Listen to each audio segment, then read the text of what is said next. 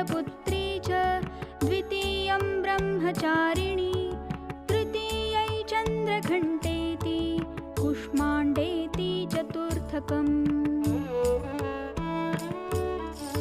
पञ्चमौ स्कन्दमातेति षष्ठं कात्यायनीति च सप्तमं कालरात्रिश्च महागौरीति चाष्टमम् नवमौ सिद्धिदात्री च नवदुर्गा प्रकीर्तितः उक्तान्येतानि नामानि ब्रह्मणैव महात्मना अग्निना दह्यमानस्तु शत्रुमध्ये गतोरणे विषमे दुर्गमे चैव भयार्ताः शरणं गताः